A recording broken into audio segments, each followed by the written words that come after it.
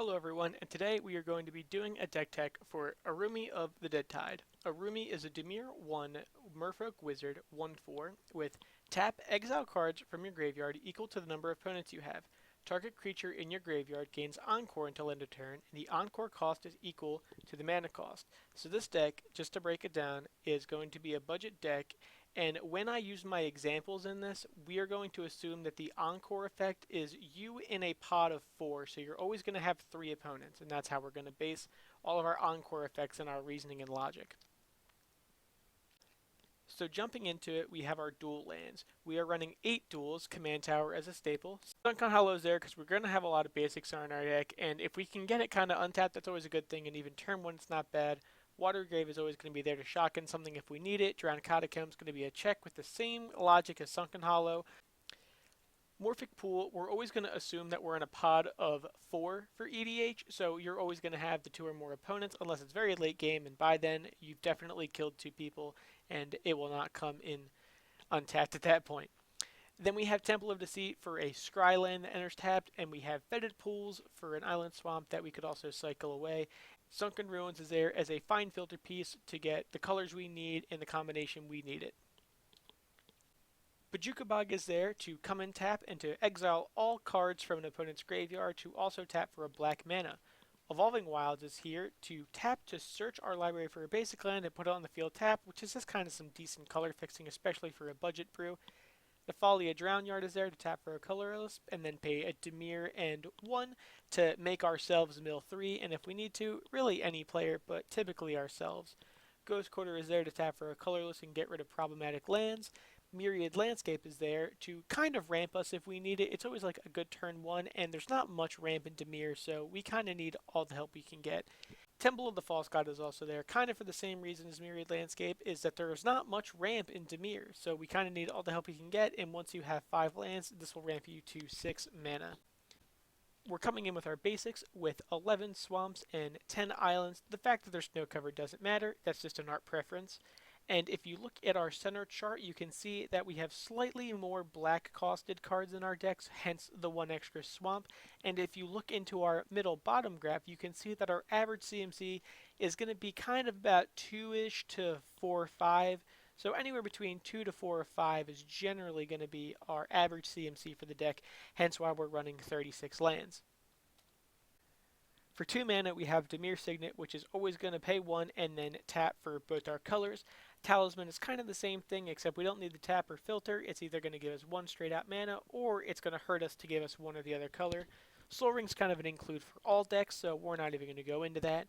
Felwar Stone is there to add mana to your mana pool that is a color of a land opponent can produce. So looking at that, assuming an opponent is most likely to have a tri-land, a dual land, or even a land that can tap for any kind of mana like City of Brass, Mana Confluence, what have you, we will be able to be online with that. And I included Solemn in the rock list because he kind of is a little bit of ramp. Again, we are in Dimir, so we do not have much ramp. Also, I added him to this little ramp list because when we do decide to Encore Solemn out later, we are going to get 3 copies of Solemn, therefore we will tutor up 3 basic lands and then ultimately draw 3 cards after that for only the price of 4 mana. Now, if you look at our self-mill list, you will see that we really don't have that much self-mill. Going into it, we have Perpetual Timepiece is a 2 mana artifact that can tap to put the top 2 cards of our library into our graveyard, and we can also pay 2 mana to exile it to shuffle any number of target cards from our graveyard into our library, which can be very beneficial later when we need to shuffle back in our cards that we had milled. Next, we have Alter Dementia, which says sacrifice a creature, target player mills cards equal to the sacrificed creature's power, which is very beneficial for us if we need to make ourselves more cards to fill up our graveyard, or if we decide that we want to fill up an opponent's graveyard. Next, we have Gyruda, Doom of the Depths, and we will not be using his companion cost. Gyruda is a 6 mana, 6/6, and he says, when he enters, each player puts the top 4 cards of their deck into their graveyard, and then put a creature with an even converted mana cost from among those cards onto the battlefield under your control. So not only is he a little bit of mill, he's also a little bit of recursion. Next, we have Stitcher Supplier, and when he enters, we mill 3 cards, and when he dies, we mill 3 cards. Excellent value for a 1 mana, 1/1, and then if we decide to Encore him out later, we're milling 18. Now I know I said we didn't have a lot of self-mill, but that's kind of because it lies in our card advantage. Effects like Windfall that are going to discard our hand and then make us draw 7. Frantic Search, which is going to make us loot. Ristic Study is there to make our opponents have a heavy tax or else we draw. Factor Fiction is also a win-win situation for us because we either get it in our hand or in our grave. Both is okay with us. Then we have Mulldrifter, which will draw us 2 cards, and then when we decide that we are going to encore that later, we will draw 6 cards. Careful Study is kind of like Frantic Search without the untapping lands part, but we draw 2, discard 2. Forbidden Alchemy is a 3 mana instant that gives us the top 4 cards of our deck, put 1 in our hand, the rest in the grave, and then we can flash it back later for 7 mana. Then we have Dream Eater. Dream Eater is a 6 mana flash flying 4/3. When he enters, surveil 4, and then you may bounce a non-land permanent an opponent controls to their hand. So when we encore that out later, we're essentially surveilling 12, and then we're bouncing 3 permanents while we swing in for 12 damage with evasion.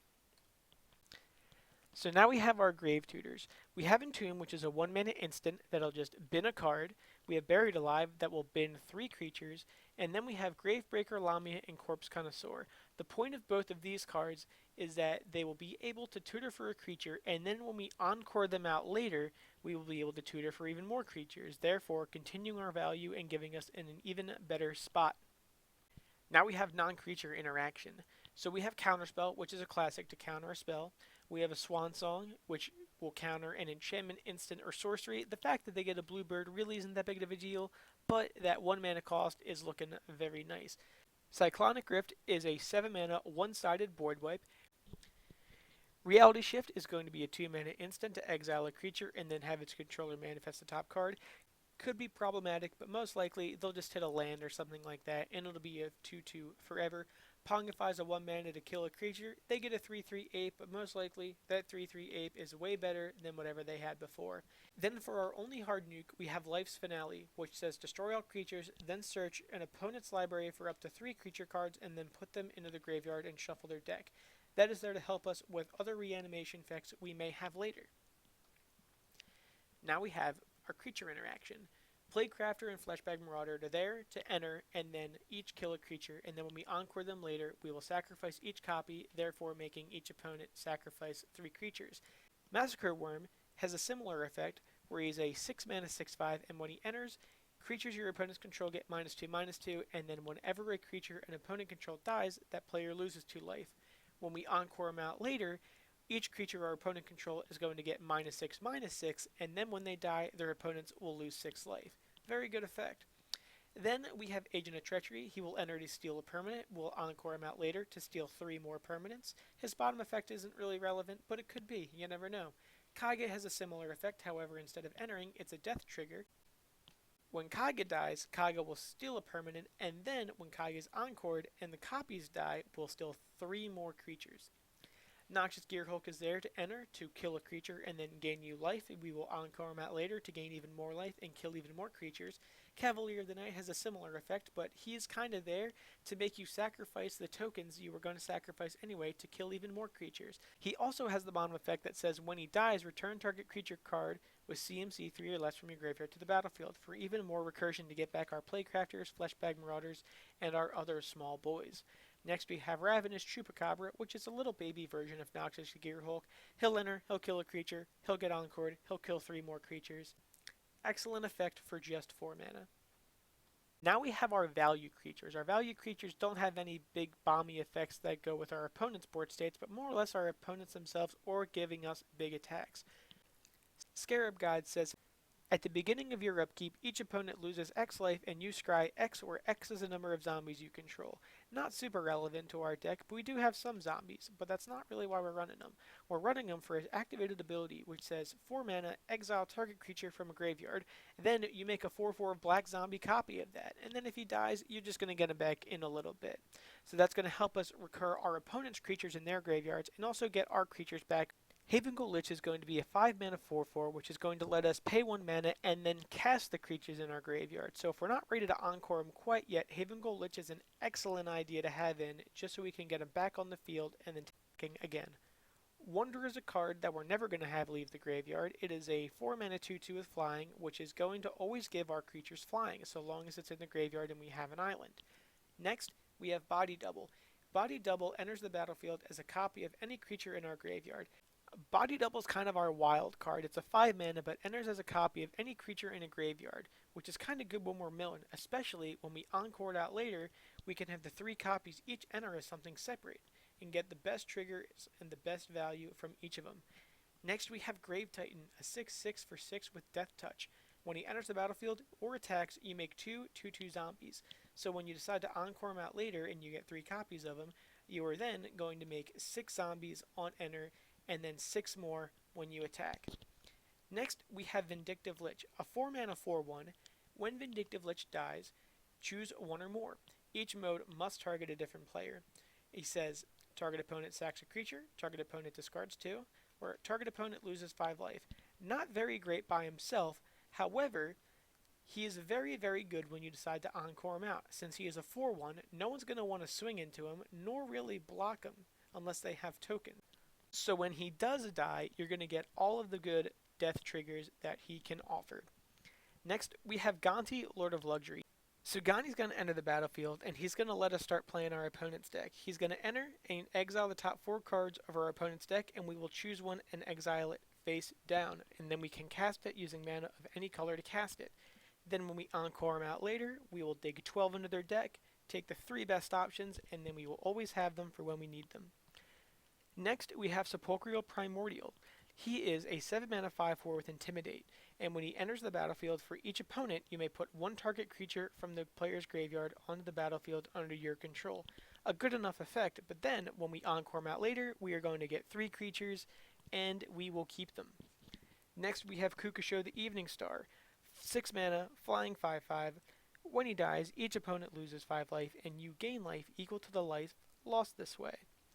So what that's going to mean for us when we encore him, we will have him enter, and then when all 3 copies die, each opponent will lose 15 life, and then we will gain 45 life, which is a very good spot to be in. Diluvian Primordial, similar to Sepulchral Primordial, when it enters, for each opponent, you may cast up to 1 instant or sorcery card from that player's graveyard without paying its mana cost. So he's kind of like Sepulchral Primordial, but he hits instants and sorceries. So then when he dies and we encore him, we're casting a lot of spells. Next, we have the Grey Merchant of Asphodel. When he enters the battlefield, each opponent loses X life, or X is the devotion to black. Then, you gain life equal to the life lost this way. So when he enters the battlefield at base value when he's been encored, each opponent is going to lose 18, and you're going to gain 18, which is very, very good at the worst case scenario. Since we have a lot of self-mill, we're going to have a lot of reanimation. Dread Return is going to return a creature from our grave to the battlefield with the flashback ability of sacrificing 3 creatures. Reanimate has the effect that just says, pay 1 mana, lose a bunch of life, and you're going to put a creature card from a graveyard onto the battlefield under your control. Then we have Victimize, 3 mana, choose 2 creatures in a graveyard, then sacrifice a creature you control, then return the chosen cards to the field tapped. Victimize and Dread Return are especially good since we have to sacrifice our encore tokens at the end step anyways, so we can get a free flashback effect, or Victimize will have better value. Next, we have Stitch Together, which is 2 black, return target creature card from your graveyard to the hand. With Threshold, which we will most likely have, it's going to go straight to the field instead. Next, Beacon of Unrest. 5 mana sorcery, it's going to put artifacts and creatures from our grave back onto the battlefield, and it'll keep shuffling into our library.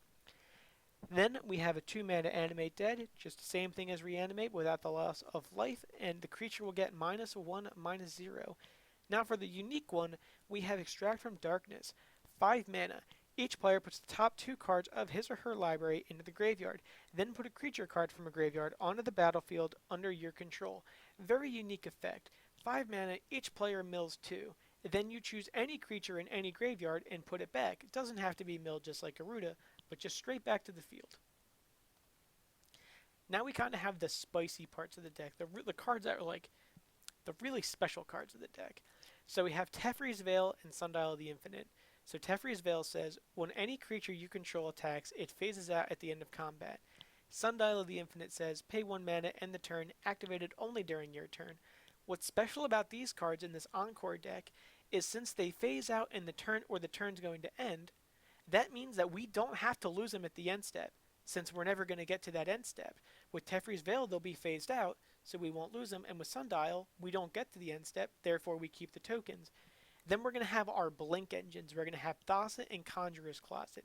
A lot of our creatures have enter the battlefield effects, and Panharmonicon will double them up, while Conjurer's Closet and Thassa keeps them active. Next, we have Bolas the Citadel. 6 mana, value engine just by itself. Look at the top card of your deck anytime. You can play the top card and just lose life equal to the CMC, so you can keep going so long as you have the life, and with our big drain effects, you just might. Then we can tap, sacrifice 10 non-lands, and each opponent loses 10, so you can always have a big drain effect in case of a pinch. Finally, we have our Planeswalkers and our miscellaneous cards. Our miscellaneous card is Lightning Greaves. It is a 2-mana equipment that gives the equipped creature haste and shroud with an equip cost of 0, which is going to help if we have any attack triggers or anything like that and we want to give our creatures haste, or if we want to keep it on our commander and make sure that she has shroud so we can keep encoring things out. We'll look at our Planeswalkers, and we have Ashiok the Dreamrender, 3 mana and a 1 with a 5 starting loyalty. Spells and abilities your opponents control can't cause them to search their library, so they're not ramping, they're not tutoring, they're not doing any of that. Plus, as the added effect, he makes opponents mill 4 and then exile each card in their graveyard, so it kind of helps other reanimation effects or flashback or what have you. Then for Liliana, she is a 5-mana planeswalker that starts at 5 loyalty. We will plus Liliana to make a 2/2 black zombie creature token and mill 2, so we fill our Encore trigger with our commander. Then we have a -3 ability, which is just going to be a hard reanimate.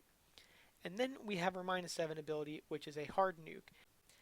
So looking at her face on, she can either instantly make a 2/2 and make us mill 2, or she can reanimate a creature from our graveyard. Very good effects for basically a modal card that is this 5-mana planeswalker. Well guys, this is the end of the video. I really appreciate you all watching. Please like, comment, and subscribe. And if you'd like me to do more videos like this or any other deck techs, please let me know in the comments below and I will be sure to do them. I read all comments.